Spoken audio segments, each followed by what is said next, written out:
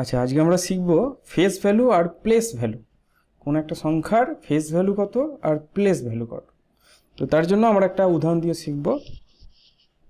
তো এখানে দেওয়া আছে 48973, 48,973।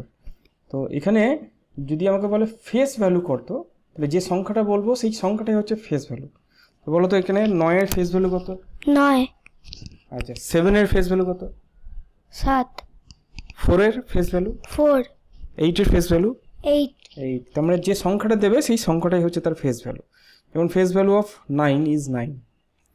আচ্ছা, এবার বুঝি প্লেস ভ্যালু কি। প্লেস ভ্যালু মানে হচ্ছে যে জায়গাটাতে আছে সেই জায়গাটা দশকের জায়গায় আছে না শতকের জায়গায় আছে তত দশকের জায়গায় থাকলে তত দশক, শতকের জায়গায় থাকলে তত শতক। যেমন যদি আমি জিজ্ঞেস করি এখানে 9-এর প্লেস ভ্যালু কত?